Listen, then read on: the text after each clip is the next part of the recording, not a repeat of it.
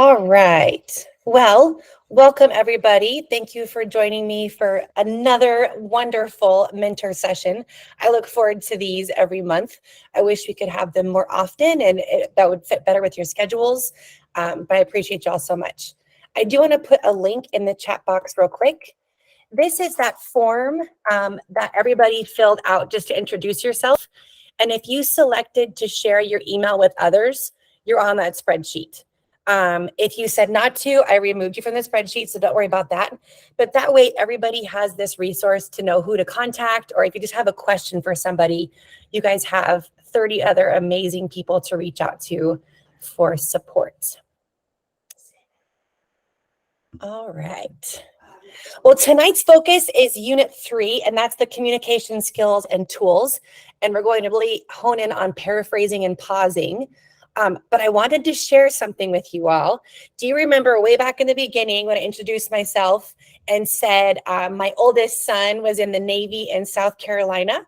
Well, for Veterans Day, I surprised him. Come here. You have to meet my friends here. This is my son. This is my nuclear engineer sailor with the Navy. I'm actually in South Carolina right now. So I'm coming to you live from the East Coast. But I wanted you, like I said, you have to come meet all my friends. Okay, you can go back now, thanks. He's all embarrassed. But for Veterans Day, I had to come out and see him because I miss him a lot.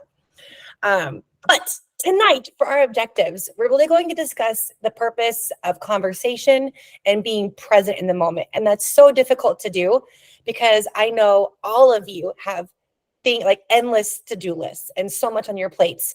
So just discussing some tactics for that. Again, we're going to emphasize the importance of pausing and paraphrasing, and we're actually going to practice some of that.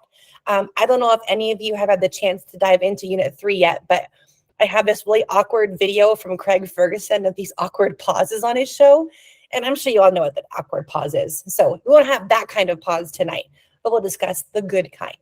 And then, of course, to continue to apply our knowledge to solutions that will apply to your school. And as promised, I will always give you one tool for self-care, something to give your mentee, and the strategy that you can use. And for the purpose of tonight, the thing you can give your mentee and the strategy to use are actually the same thing. And it's an artificial intelligence tool. And I'm so excited to share it with you all. So let's go ahead and jump in. My lovely mentor friends. If you had to describe your week as a weather pattern, which one would you choose? You have sunshine. It's been an amazing week so far. Everything's going smoothly. Maybe it's a little windy and you're like, oh, things are starting to go a little sideways. Maybe it's like an ocean storm and everything's just kind of crashing around you. Or maybe it's just the lightning in the clouds. There's a problem approaching and you're just trying to figure out how to get through it. So if your week was a weather pattern, which would you choose? Sun, wind, waves, or lightning? Go ahead and use the chat box. Oh no, Catherine, a tidal wave. Yay, Hovland has some sun, good. Sarah's got some waves going. Yes. Oh boy, lots of wind. Oh, Tara sounds like a meteorologist. Sunny with occasional windy storms. Yeah.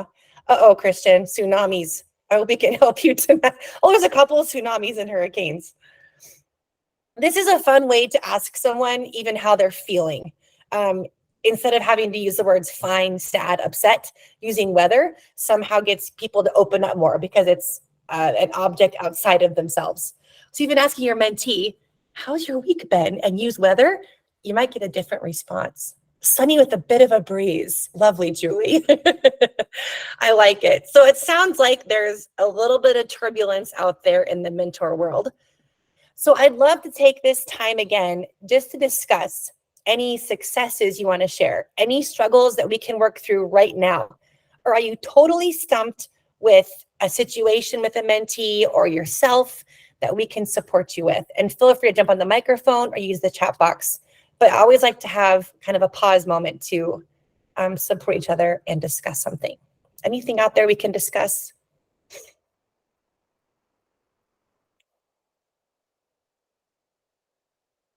Or should I say any tsunamis we can discuss or hurricanes we can support you with?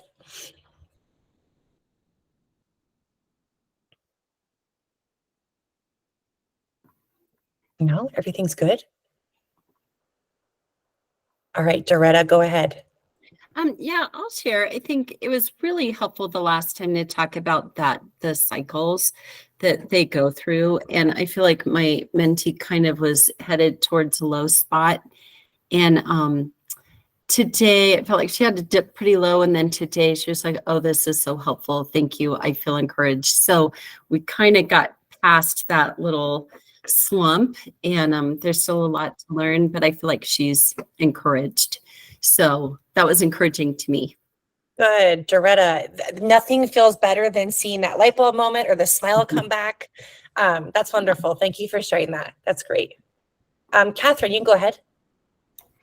So this is actually kind of a funny thing that happened-ish with my mentee this week. She came into my room on Tuesday at the end of fourth block when she had her plan, and she had her face down, and she goes, I had an oopsie.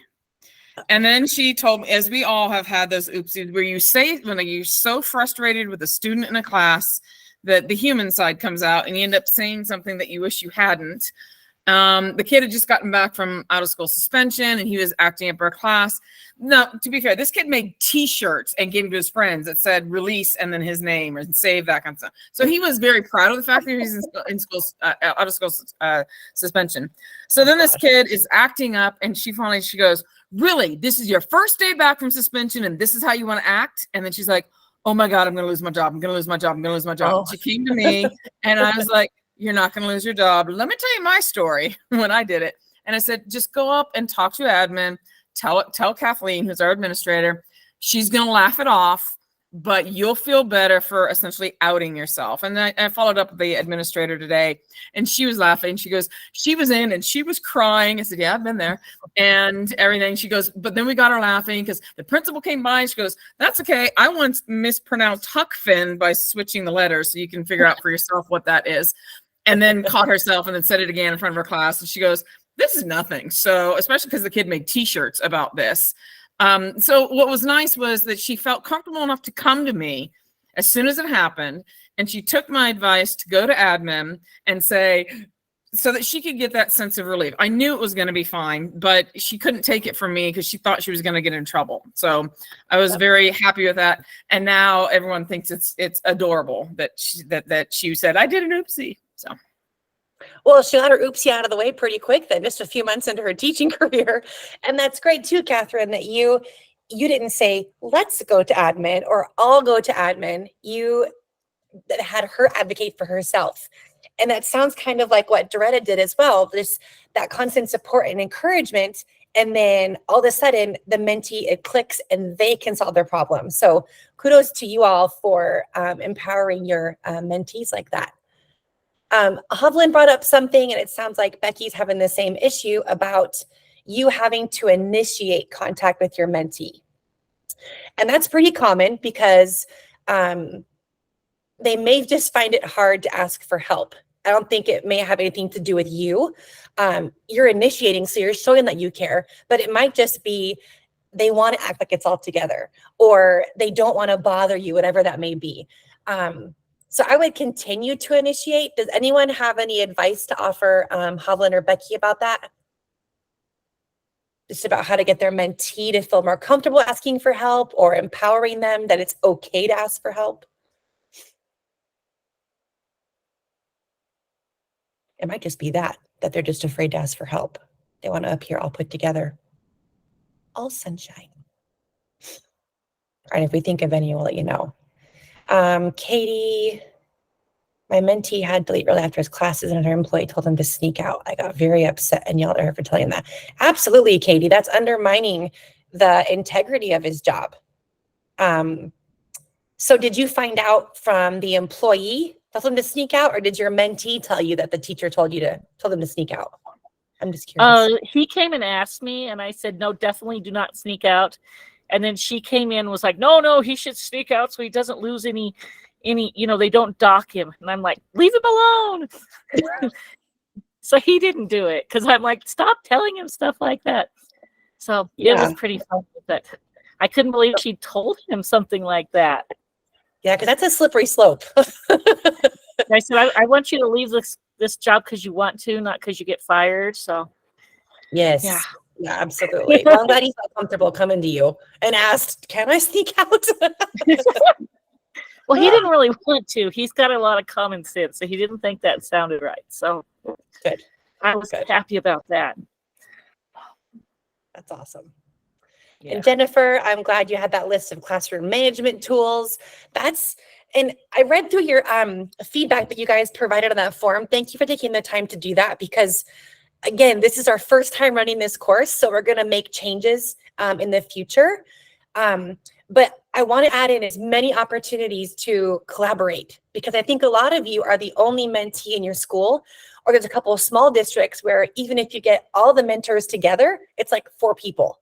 So hopefully through your feedback and experimenting with this course, we can provide more opportunities for that. And always, I think my email's on the last slide. If it's not, I'm going to give you my email. If there's an assignment where you're like, that was amazing, please let me know and we'll keep it. If there's an assignment that stinks, please let me know and we will try to find a way to revamp it. Or if it's just not conducive to time, we'll get rid of it. So your feedback is super valuable.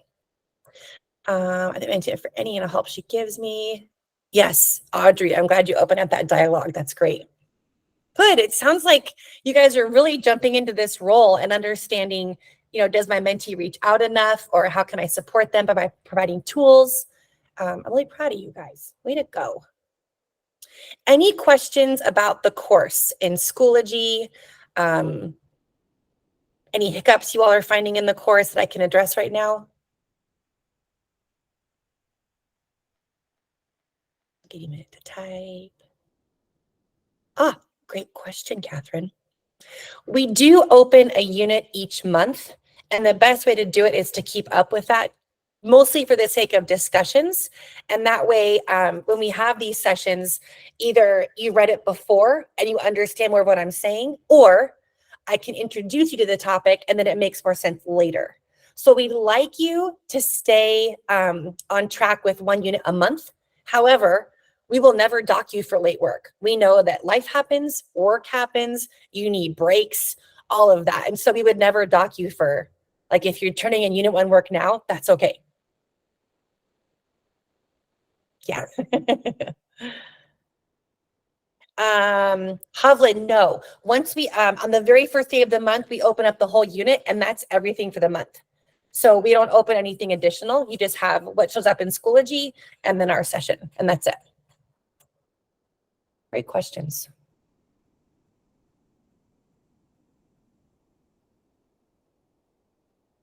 Anything else out there? I have a question. Sure.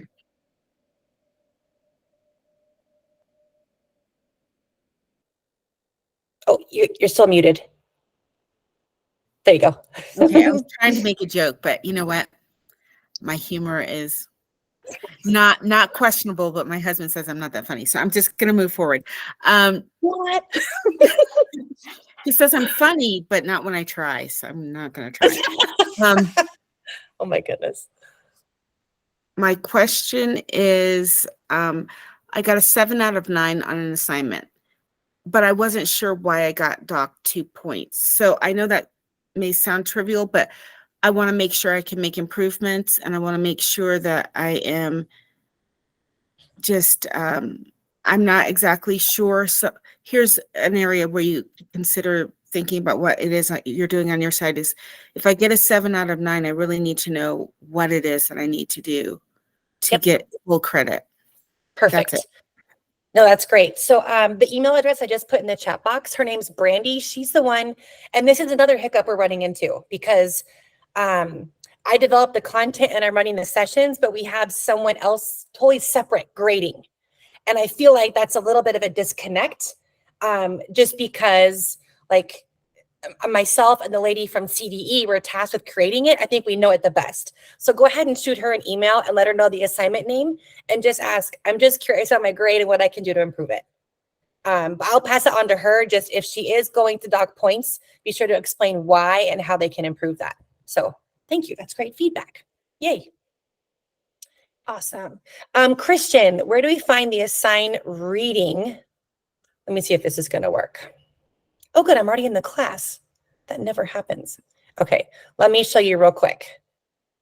So you go into materials in the course and then click here, open up the course content. And when you go to the beginning of any unit, it will have Mentor Teacher Academy Mindful Mentoring course content. And that tells you what pages to read for the unit. Hopefully it's just a few pages. And then it also provides some additional resources. You do not have to read the entire additional resource. Those are just there to give you a different perspective. So don't feel like if there's a 20-minute YouTube, you have to watch all 20 minutes. Maybe just skim through what was written and then, click through, but don't feel stuck with all those resources. Those are mostly just to expand your thinking. Great question. All right. And then I did want to bring up one thing that myself and the lovely lady from CDE found out. We both have the 3rd edition of the mentor book, but somehow all of a sudden our pages got off. So we figured it out. So if you go to your table of contents in section 4, and you'll go down and it says making pause a habit, entering new teacher's world. If yours has paraphrase and problem solving, you have the new 3rd edition. If you do not see paraphrase and problem solving, you have the old 3rd edition, which we did not realize. So I went into the content and added like the section titles. So if you're like, why are the pages messed up? This is not what she said. I added the titles there so you know. Because after page 64, things might get wonky. So I just wanted to warn you, if pages are a little weird, that would be why. Yes. Oh, good, Hovland. Yeah, we just figured that out. I think it was last week. Like, that is weird. It's the same edition, but yeah. Okay. All right, perfect. I'm going to go ahead and move on. If there's any questions, we can always ask him at the end, but I want to go ahead and jump into the content now. I actually have one. Yeah. I love seeing all of your beautiful faces, but my screen's kind of small and I can't figure out how to get rid of the grid so I can make this screen where you're showing us stuff bigger. Oh, is there something I should do, or is it just the way it is? No, where is that grid? There's a square in there that I can do? No. Yeah, I was saying I clicked it one time by accident and then I couldn't figure it out. Does anyone know how to do that real quick? There's 3 dots at the bottom of your screen next to the hang up button, and you press change layout. And then I believe you press the spotlight. Change layout. Get it full screen. And I look for full screen. Spotlight. Spotlight. Got it. I think I got it. Thank you. Awesome. I never know how to use that. Thank you so much, Lindsay. All right, so our communication skills. Something we really have to focus on is our presence. And this is just being present in the moment. And this is tough. We always heard the thing, do you listen to understand or do you listen to reply? And we all know the right answer is to understand. But as a mentor, we're constantly thinking about, what stance are we in? Are we in coaching? Are we in collaborating? Are we in consulting? And we have to think, are we going to, ask them a question back? Are we going to provide an answer? And so it's hard to really listen to understand. And that's where the pause comes in. Because if they say something to us, a 3 to 5 second pause is totally reasonable to make sure we understood what they said, and then we can reply. Now, here's the hard part about being present, and I'm sure this has happened to everybody probably multiple times a day. What if your mentee interrupts you in a moment of just sheer busyness or chaos? Maybe you're typing an email out that you have to get out right now, or there's a student problem going on and they're like, hey, I have a quick question. What can I do here? Ask them. Don't, try to do, okay, yeah, what are you doing? And multitasking. Actually turn to your mentee and go, is it okay if I finish this task and then we can talk? Or, you can honestly ask, hey, can you shoot that to me in an email and then I'll come find you and talk to you because right now it's just a little bit busy. By doing that, you are modeling positive boundaries and positive leadership. And hopefully they can take that back to their own classroom and set those boundaries in professional conversations with coworkers and with students. That's the goal, hopefully. And actually, let me go ahead and do this for you real quick, Lindsay.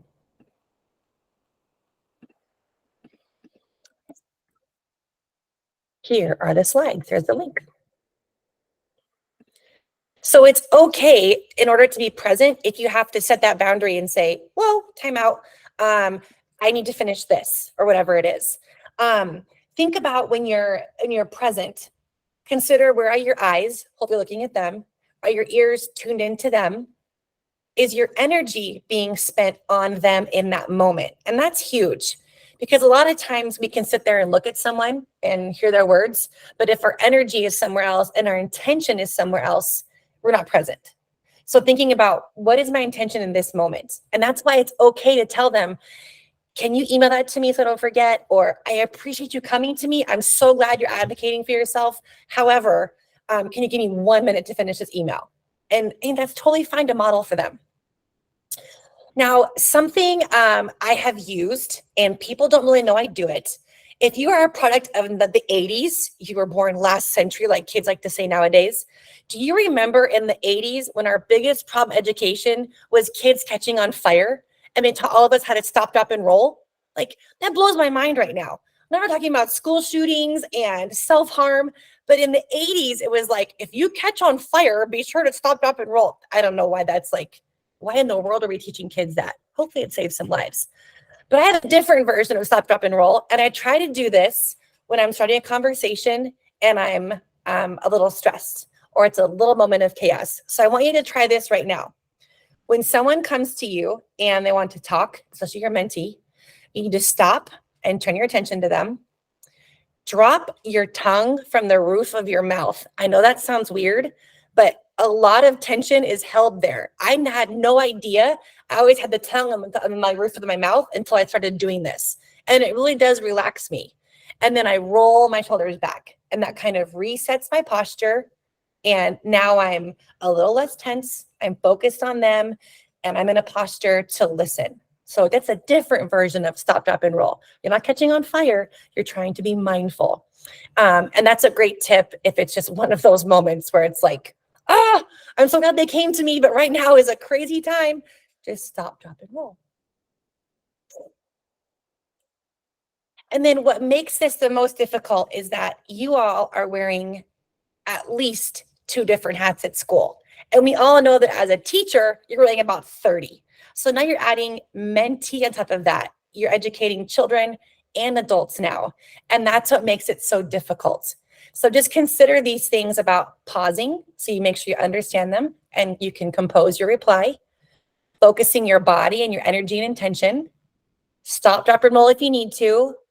And then if it's just not working, set a boundary there and tell them to email you or come back in a minute, or I'll get back to you, whatever that may be. Now, the second part of communication skills beyond being present is the purpose of it. We always want to have a purpose. I'm sure you know kids and adults who go down these rabbit holes of conversation. They start about a story of their cat, and then pretty soon talking about spaghetti, and then a vacation, and then how their toe got hurt. It's crazy how it happens. So making sure that there's a purpose to your communication, especially with your mentee, because venting sessions can quickly become overwhelming and there's no purpose to it. And it might relieve a little bit of stress in the moment, but nothing was solved. I think it was Catherine. If I'm mistaken, please correct me. Last session, I believe I got this right. You said, do you need an ear, an arm, or a voice? Was that you? Someone raised their hand. Yes, perfect. Wonderful. If you weren't here last time, it's an amazing tool. Catherine, do you want to explain it in about 30 seconds? Sure. It's just called an ear, an arm, or a voice. So when people come to see me, I ask, do you need an ear just to listen because you just need to vent? Do you need an arm for support, like you need advice? Is that what you're looking for? Or do you need a voice, somebody to speak with or for you? It just helps me frame how I'm listening and what kind of feedback I'm going to give them. Yes, I love that. I actually wrote on a big sticky on my desk and I used it with my child, actually. It was amazing. But that's a great way to compose your purpose there, is to make sure that they know, are you wanting me to just listen, help, or speak with you or for you? What do you need from me? And that can really steer the conversation towards problem solving and a more positive outcome. Also, if you're initiating communication, like Hovland said, that she has to do with her mentee, right from the start, like state your purpose of why you're initiating.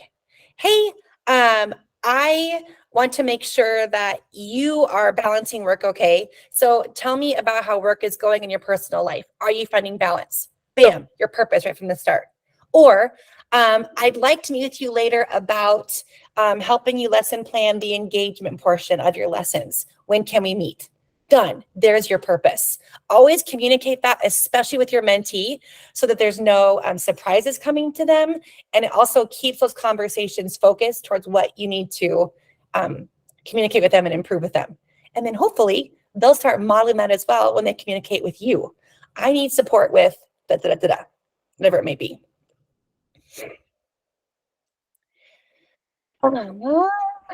Okay.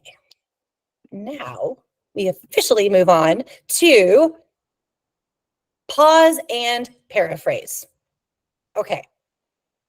If you did not read the book, I am going to give you a great little synopsis of this. And I'm actually going to copy and paste in the chat box when we do our activity. Or, oh wait, you guys don't have my notes. Never mind, you can't see my notes. I will put it in the chat box for you. So pausing. This is when you can pause between each statement. Now, don't do it crazily, like a 7-second awkward pause where you're just like staring at them with like serial killer eyes. Don't do that. But if they ask you a question, feel free to pause to think about it. Or if they respond to your question and you're thinking, are they going on the right path, or do I need to rephrase the question? Pause. It's okay to pause. And then especially before paraphrasing. Now, paraphrasing can seem a little strange, but there's 4 different categories for it. And it's really, really helpful when you're trying to steer a conversation towards a purpose. There's that purpose again. Now, don't use these with your spouse or significant other because, unless you're actually practicing. But I tried to use these in argument and I came off as a total teacher and it just drove them crazier. It did nothing for the conversation. So think of these professionally for right now. The first one is to acknowledge and clarify. So let's say your mentee has come to you with something and you're basically just capturing the essence of that statement. You're reflecting on the content and you're acknowledging their emotion of it. So if they come to you frustrated, it's okay to paraphrase and say, so it sounds like you're frustrated because this student just came off their suspension and they're repeating that same behavior. That's a great way to acknowledge and clarify. And then they're like, yeah, that's it. Or they might say, well, no, there's more frustration to it. It gives them a chance to clarify. So acknowledge and clarify reflects on the content and the emotions. And you're really focused on you pronouns, not I pronouns. Like, I understand you're frustrated because one time, nope, there's no I's in this paraphrase. So you're dealing with this situation and it's causing you some angst, using those pronouns like you. And again, I'm going to put this in the chat box for you for me to practice this in just a minute. Summarizing and organizing. This is useful in a long stream of conversation. This is where the problem has taken 4 paragraphs and 6 pieces of evidence and a concluding sentence for them to communicate it. And you're just going to summarize it and organize it. You might have to list out steps if there was a whole bunch of different things that happened in there. So first period, you said that this part of the lesson didn't go well, but then second period, you're organizing the thoughts. And having them paraphrase back to them really helps them understand, did I communicate what I needed there? Did I tell them what the problem was? And if they didn't, hopefully they use that opportunity to communicate back to you. Well, no, it was second period that did this, or this student did that at this time. So summarizing, organizing is for like a long conversation. You want to shorten it and organize the thoughts. And this is where it gets a little weird. Shifting abstraction up and then shifting the abstraction down. And this took me a minute. I think it's on If you go to your book, I think it's 63. It is. 63 and 64 have QR codes, and they're great videos because they are just modeling the conversation of like, what would it look like if a mentor shifted the level of abstraction up?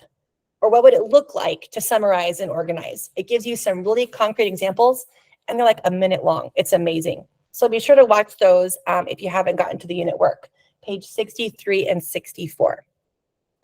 So shifting abstraction up, it's when your mentee comes to you with a lot of details, like they wrote a sentence and I was looking for a period instead of a comma. Like there's all sorts of different details, or they're stuck on a really narrow view of their class and they're like kind of obsessing about it. Maybe it's one student in there that's, shifting the focus, or they really want to understand how to teach a hypothesis, but there's so much more going on. Shifting abstraction up gives them a bigger picture of the concept behind it all. So instead of saying you don't know how to teach a hypothesis, you can maybe shift it up by saying, so perhaps you're looking for some strategies on how to introduce vocabulary or processes. That's a great paraphrase of that, because you're getting unstuck from a little tiny detail and you're introducing the broader topic or concept behind it. Now, shifting it down is the opposite. Your mentee comes to you with this huge picture. Like, let's say they come to you and go, I stink at classroom management and I need help. Okay, that's way overwhelming. You need to know like when, why, who, where, what's going on, what have you tried, what are you willing to try? There's so much more to it. So shifting it down means you take their big idea and then start providing them with some details or asking questions to guide them toward that.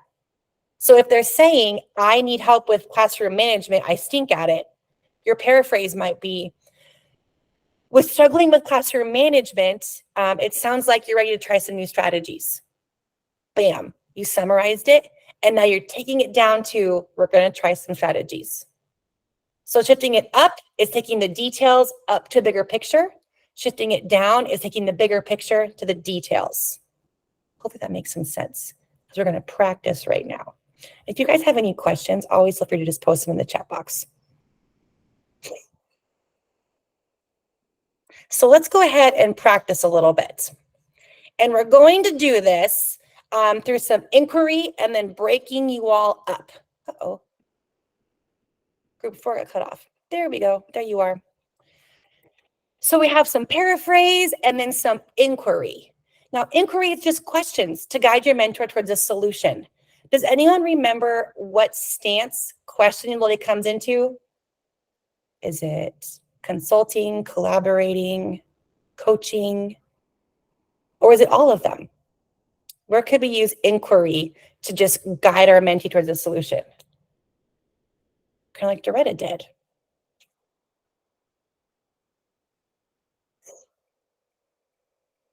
Because ultimately, you want them to advocate and think for themselves and begin to start problem solving. Inquiry can actually, I'll say coaching and collaborating. Look at you guys, ding, ding, ding. Exactly, because they have the consulting part of it, they have that foundation of it and their experience. And now we can really start using that knowledge to ask them questions. We can start coaching them and we can start collaborating with them on some problem solving and strategies. Now, someone asked a great question, and this was actually in the feedback forum, and I loved it because it was, what happens if you are mentoring someone who's out of your expertise zone? So is anyone here a teacher mentoring a counselor or a librarian or someone that's not a teacher? This is the hard part. Because this is common. It's actually really common in smaller school districts as well, because they see a mentor and they define that as someone who's an expert in education. So they think you can do it all. Yes, okay, Courtney, you can pass this on to them. So when your mentee is out of your quote unquote expertise zone, a great thing to do is using inquiry to drive finding resources. So if they come to you with a question, I can't even think of one right now because I was never a counselor or librarian. They come to you with a question and you're like, I have no idea how to answer that. This is a great time to say, you know what, let's collaborate and find some resources to address this issue. Or what have you tried already? What are you willing to try? Those are always great questions to ask your mentee. What have you tried? And then are you willing to try something new? You want the challenge. Always ask them that. Don't like throw something crazy at them. They're like, I'm not ready. Asking them acknowledges that. Perfect. All right, so we're going to break up into 4 groups, and we're all staying in this room. We're not going to do breakout rooms tonight. But each paraphrase, you're going to practice a different kind. So if you're group 1, last time A through G, group 2, so and so on, you guys can read through that. That way you know which group you are. But this is the tricky part, okay? Here's what we're going to do. I'm going to give you a paraphrase. Type it in the chat box, but do not hit enter yet, because I'm going to have all of group 1 post at once and then all of group 2. So feel free to type in the chat box, but don't hit enter until your group comes together. Does that make sense? Give me a thumbs up if that makes sense.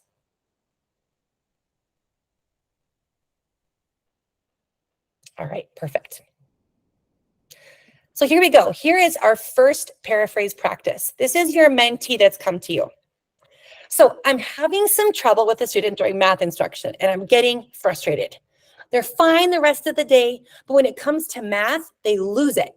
They start distracting those around them and whispering jokes that are sometimes inappropriate and refuse to do the work.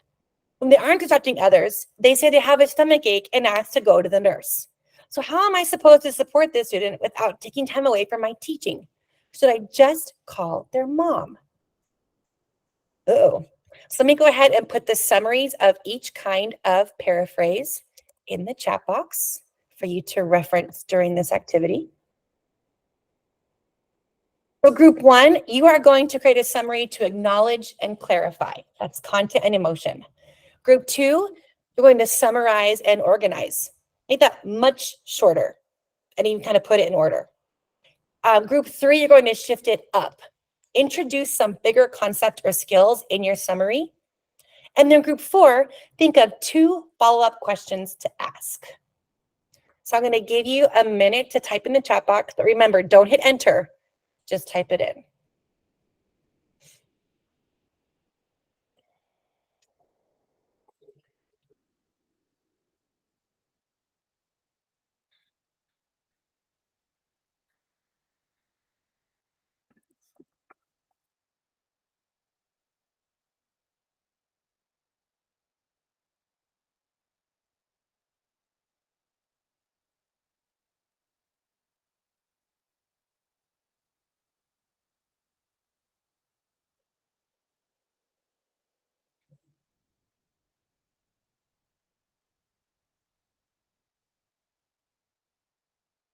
So just type in the chat box, but don't hit enter.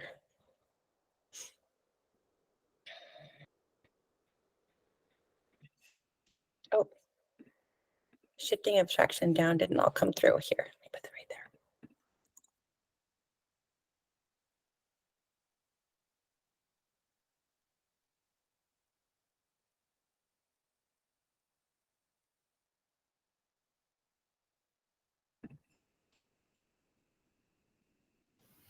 How do I see what group I'm in?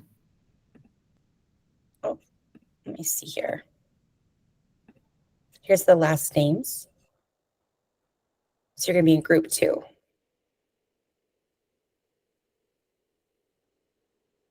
And then here's the summary. Maybe I'm just not seeing where I'm Oh, supposed I'm to. sorry. I was on the wrong slideshow. Here you go. There's the groups right there. Oh, thanks. No, you're good. Let me actually do this. Whoa, that didn't work well. Let me shift it.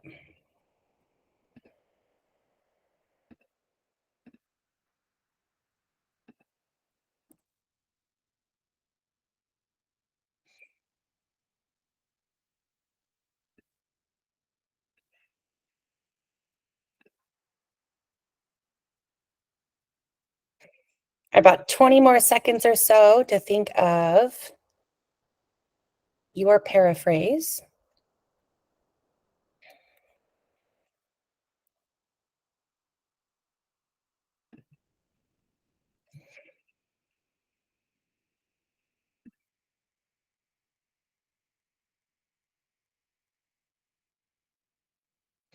All right, so group one, acknowledging and clarifying the content and the emotion.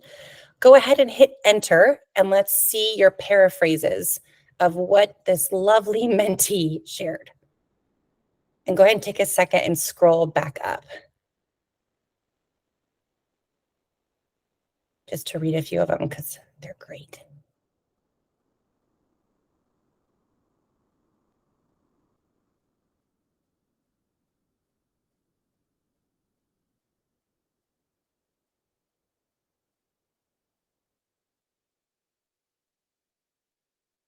Awesome, good. So the use of you in your paraphrases are great there. And then the key to acknowledging and clarifying is really understanding that emotion. So, you know, you're so frustrated with the student because of this, yeah. And then you can get to the whole calling the mom part later. Perfect. Make sure you read through those. Thank you, group one. I appreciate you. So now group two, summarize and organize, just whoosh, shorten it down real quick.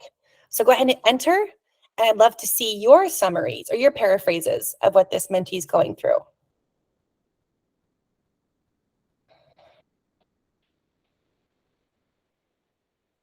Awesome. And read the very beginning. The transitions you guys are using are fantastic.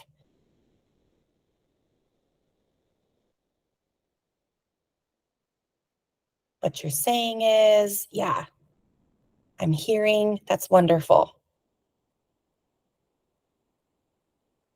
Sounds like, yes, these are all amazing, you guys. You're summarizing the key points and organizing it. Fantastic. This is the most common one of paraphrasing. It's just communicating to your mentee that you know what they said, and it just sums it up real quick. So this is probably the one people use the most. Now, group three, you had the hard part of shifting the abstraction up, getting them out of the details to a bigger concept.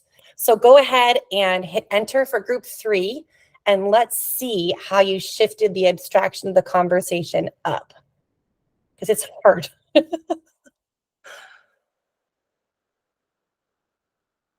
Julie, that's amazing. Math anxiety. Yes, that's the concept there. I love it. Anyone else from group three, or is Julie Otis our one and only group three member? You're carrying the group, Julie. Way to go. That's perfect. Because through that paraphrase, you summarized everything they said and wrapped it up in one concept of math anxiety. And that's definitely what it sounds like. Perfect. Thank you.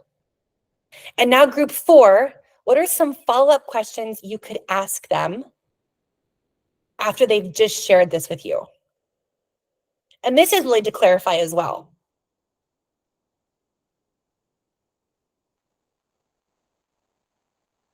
Awesome. Bonita, you kind of included a little paraphrase in there too. Yeah. Oh, good. Jenny, you got the math anxiety part too. Yep.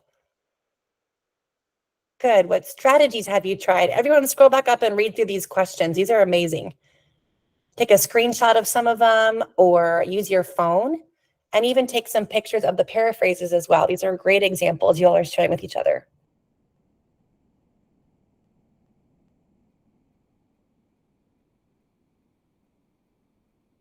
And what's nice about all of these paraphrases and questions is that no one has said, did you do this? Or how might your teaching be contributing to math anxiety? You're never placing blame. All of your questions and paraphrases are forward thinking, and that's the key. So y'all are natural at that. You're not accusing anybody of something. You want them to problem solve, and that's half the battle right there. Those are great. All right, let's practice one more paraphrase. Let me copy the group names over real quick so we have those on the slide. and the groups have shifted this time. I will, again, put those summaries in the chat box for you. So here's the next mentee conversation. Julie, and if you want to, I love it. And actually, Julie, if you want to go to a different group and try something, okay, perfect. Benita's got you. It's the Julie Benita team now. Woohoo. All right, here is your next mentee conversation. I feel like I'm in a rut. I know you told me to have a schedule, and part of teacher standards is to have a predictable and safe learning environment, but I want to try some new things. How can I start my day in different ways? I have a lot of advanced learners. How can I challenge them while still helping those who are on grade level or behind? I have lots of tools for kids who struggle, but the advanced kids are intimidating to me. So this is kind of a two-part. They brought up two different issues. So group one, shift it down. They've shared some really broad ideas, advanced learners and engagement. How do you shift that down to some details? Group two, 2 follow-up questions. Group 3, acknowledge and clarify. That's content and emotion. And then group 4, summarize it up. And remember, don't hit enter yet.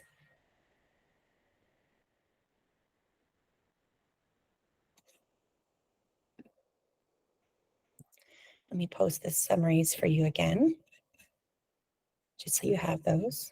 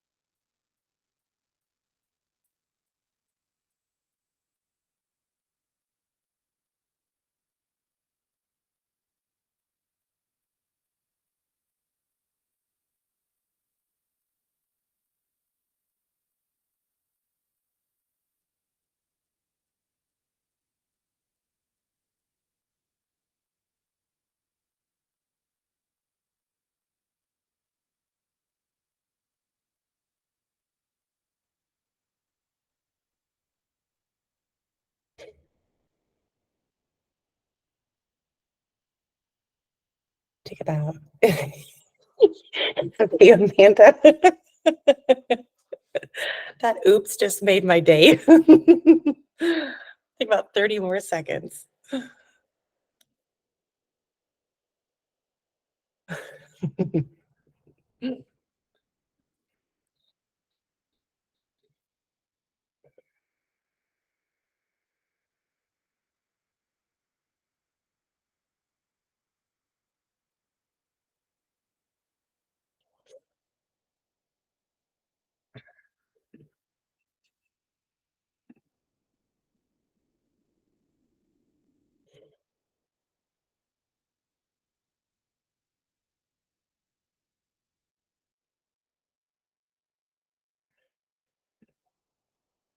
Raise your hand if you need a little bit more time.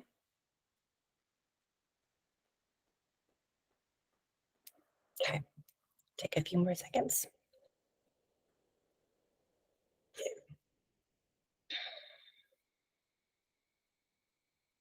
Now would be a great time to stop, drop, and roll. Reset your posture. Practice that one.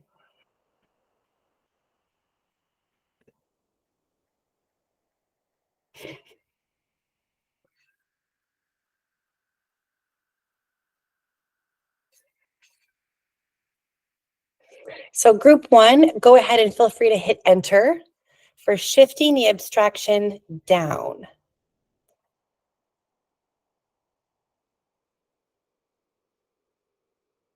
Awesome, Teresa, the differentiation, bam, wonderful. Good, Lindsay, the active engagement. And even include some questionings in there. That's perfect. That's always part of a paraphrase as well. Great question, Kayla. Be sure you're scrolling through these as your classmates post them. They're great. Awesome, Julie, that's great. Small groups, yes.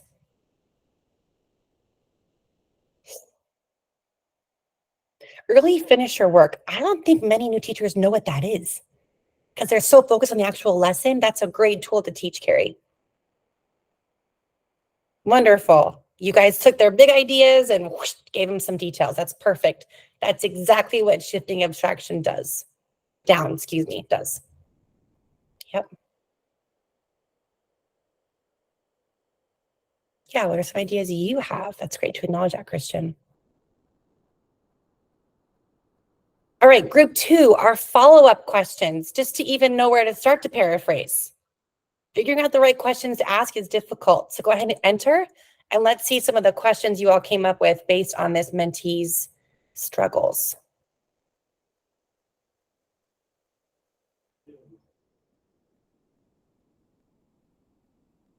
Oh man, these are all fantastic. Again, look at these questions and see how they're all forward thinking. What do you like and dislike about what you're currently doing? Oh, I love it. Have you researched any ideas, acknowledging the experience and knowledge they may already have? That's perfect, Katie. Yes. Oh, could you expand a learning target? That's a great tool to use. Thanks, Doretta. Sarah, good. Why do you think your advanced kids need to be challenged? Absolutely. Is there data to back up their feelings? Yeah. A schedule in small groups. Perfect. What about group 3? Acknowledging the content and clarifying, or acknowledging emotions and clarifying the content. We have our 3 group 3ers. Awesome.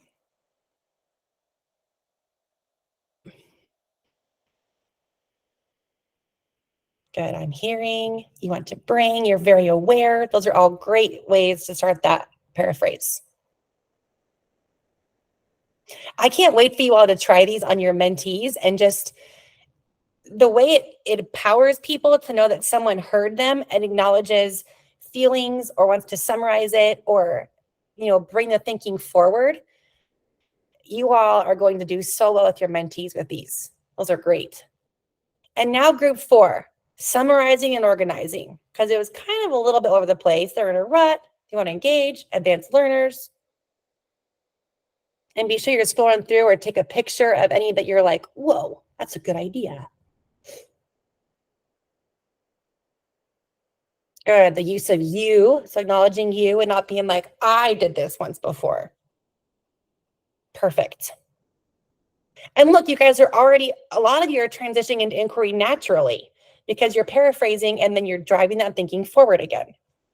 Good. Introduce new ways. Jenny, that's great. Catherine, good. Acknowledging some student frustration. There's absolutely some there. Yeah. With his advanced learners or their advanced learners. Several themes are emerging. Perfect. You're anxious. Yes. Those are wonderful. Thank you, Joe. That's great.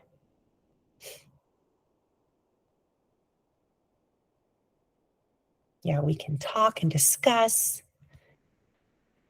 Well, my goodness, you guys clicked with this real quick. So thinking about those 4 different types and then the purpose behind them. Sometimes you have to acknowledge that they're feeling frustrated and not dismiss it, or, it's okay. It's just Monday. You're actually saying, I get you're frustrated, or you are frustrated because of this. And that's valid. That's amazing. So kudos. Well done. And then again, the pausing just comes before a question, after a question. If you need a moment to think, take that moment to think. It's great to model, just to pause and slow down for a second. Or even if you pause and your brain is still remember that picture of the monkeys just playing in your brain? Then you can say, you know what, can you give me a minute to think about this and I'll get back to you? That's even a huge tool to model for people that you don't know it all. You need a minute to think or find a resource. Those are all very powerful tools, and you guys are on the right track with all of these. So well done. Snaps for you guys. All right. I would love to share a tool with you. Now, this is something you can give to your mentee, but I also want you to try this with pretty much anything you do. And you're going to see why here in a minute. If you teach English, or if you teach high school, or if you read like current events or resources online, you've probably heard of ChatGPT. And it seems that a majority of educators are very freaked out about this resource because kids can just type in essay about hypotheses and bam, it writes a 5-paragraph essay for them. And that is scary. Absolutely. But there are some really positive ways to use ChatGPT as teachers. And I want to show you what I mean. So I want to model this. Oops, I didn't change the slide, did I? Whoops, here we go. Okay, so I want to model for you how to use ChatGPT if you're in that disillusionment phase, or maybe your mentee is, and it's like, I am so tired of doing the same things over and over again. Or like, some breaks are coming up and I really want to learn some new strategies. Or as a mentor, and you're like, I can't think of anything how to solve this problem. Like, how do I engage advanced learners? Or how do I help a student with math anxiety? And you're like, I don't have time to do research. Ha ha, ChatGPT. Yes, Christian, a modern day calculator, absolutely. So let me show you ChatGPT. You haven't used this before, your mind's about ready to be blown. So it usually asks you to sign in with an account, but you don't have to do premium or anything like that. Just go through your Google and you're here. So I have advanced learners in my class and I want to know how to meet their needs. So I'm just going to type in strategies to support, let's say we're 8th grade advanced math students. I'm going to type that into GPT.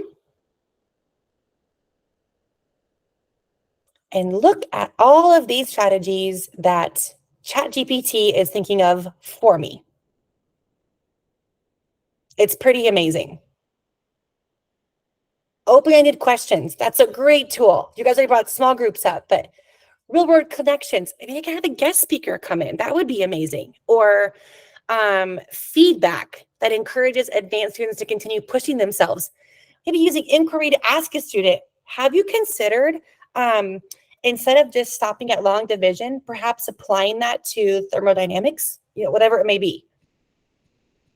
Technology. Desmos is a great one for advanced learners. Independent projects. Maybe they have a math passion project they work on for early finishers. But look at all of these tools that were just found just by typing that in ChatGPT. It's incredible. I can also type in here, strategies to engage. Oh, hang on, let's do this. To start my 2nd grade classes. I may have used vague language there. It might not give me what I'm asking for. Yeah, so this is more broad ideas. Sometimes you have to say like 5-minute ideas to engage your class. Oh, look at this, name games. Lots of cool stuff here. So showing your mentee how to use ChatGPT for good. If they have a question, they can ask ChatGPT and see what it says.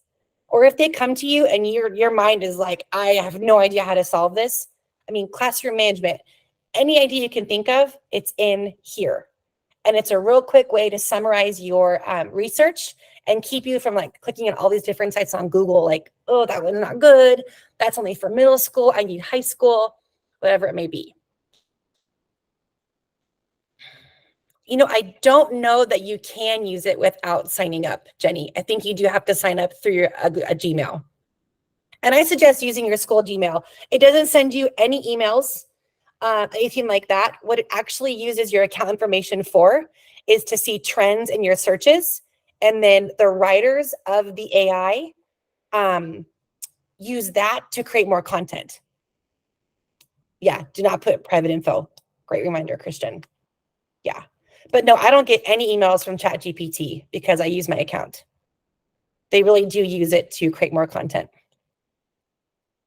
But I love it. It's a great time saver. I encourage you to share it with your mentees as a time-saving tool. And then I definitely want to follow up next month and just see if anyone used it and how it went.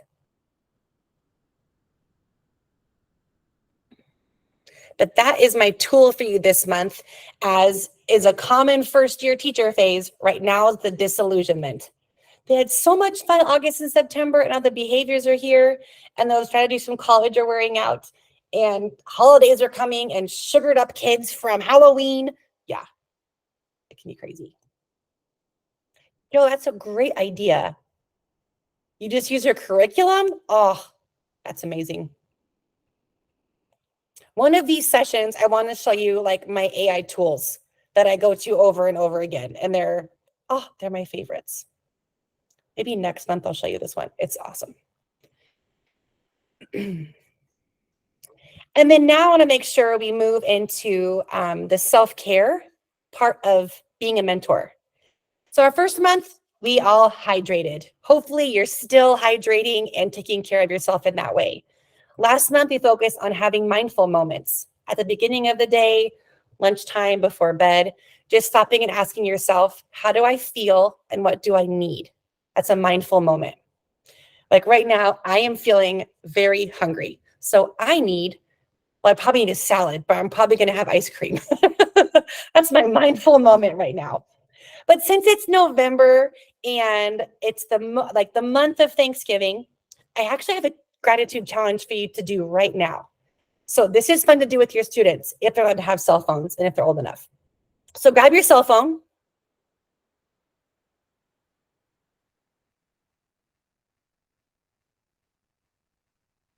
Chris, that's a great idea to have them correct their work. I want you to open up your text messages and find any contact, a loved one, a child, a significant other, a friend, a coworker, not your mentee. And I want you to send a text, and all you can say is, thank you for blank. Thank you for making me breakfast yesterday. Thank you for smiling when I came into work. But one short message, just saying thank you for something, and it's amazing to see the response back. So many times they're like, that made my night, or thank you for doing something. Or if kids text their parents, thank you for driving me to school. Parents respond, what did you do wrong? It's pretty funny, but hopefully as an adult, no one's telling you, what did you do wrong? But sending out a quick moment of gratitude, and I'm sure you know this as a teachers, nothing feels better than to be appreciated and seen. So sending that quick message to someone is going to make someone's night tonight. So I hope you can do that. But in the next week or so before Thanksgiving, I do challenge you to send your mentee an email or write a quick note and thank them for something. It might be, thank you for helping me become a better teacher by learning from your questions, or thank you for being so open with me. I really appreciate our conversations. Or thank you for showing up today. Sometimes that's the biggest challenge for a new teacher. I am so thankful you came to work every day in November and you didn't sneak out early. But sending them a little message just to know you see them and you appreciate them can really make a difference. And getting in the habit of gratitude is something that can really change your perspective and give you some new energy. So there's self-care, and then hopefully ChatGPT is the strategy that your mentee can use, but also you can use. Ask them questions about being a mentor, or ask them questions for your classroom lessons. It's amazing what it comes up with. Or like Christian said, the kids type up their own writing and then input into GPT to make it correct. So like it's an auto editor. It's fantastic. Great ideas. I love it. I learned a lot from you guys. Thank you. So we accomplished our objectives. We discussed being present and having purpose in our conversations. We reviewed some successes this month, talked about pausing and paraphrasing, and you guys did amazing with all 4 types of paraphrases. And hopefully you're encouraged to use pausing to really think about, what do I want to say? Or how can I paraphrase something? And then hopefully you can take this knowledge and new tools and apply it to your school or your situation. I don't know if I've ever done this before. And if I haven't, I apologize. But this is my email. And then this is my work phone. If you have questions, 800 in the month, feel free to email me. If you need to chat, come up with a solution, whatever it is, feel free to text or call me. I would love to work with you all. This is my passion, is to make sure that teachers and mentors are taken care of. So anything that I can do to support you throughout the month, I am more than happy to do. So please save that. But overall, I just want to take a moment to thank you for your hard work day in and day out. You all show up every day, and that is something to be applauded, especially right now at this time of year, the climate of education. I know someone brought up some voting results about, there were some mill levies out there for teacher increase in salaries that didn't pass. So for you to keep on showing up and doing this for kids and doing it, for yourselves is admirable. You guys want to come to learn and you want to grow as educators. You all show kindness and you model greatness to your mentee. So even if you have your oopsie moments, I know you all are willing to just, whoops, that was an oopsie, let's move forward. And then ultimately, because online sessions can be tough, thank you for participating with me in these sessions and providing feedback to me so I can grow as a facilitator and learn from you all, boots on the ground, what's happening in your schools. So thank you. Thank you for your energy. Thank you for your intention. And yeah, I just love working with you all. I want to pass it on to you. So your gift this evening is you can use these last few minutes to explore ChatGPT a little bit, or take care of yourself for a little bit and spend time with your family, or go sit in a quiet room, or go sit outside. But yeah, take some time for yourself tonight, and just, pat yourself on the back. You guys are doing a great job. Good. Well, thank you. Yes, I can't wait I'm going to explore Charleston. I've never been here before. I get to see my boy. Haven't seen him in like 5 months, so it's great. So enjoy your evening. Thank you all so much for the work you all do. Happy Thanksgiving. And I'll have to do that. Thank you, Lindsay. And I'll see you all before Christmas. So have a wonderful weekend. Thank you guys so much. Absolutely. The gift of time is the best gift.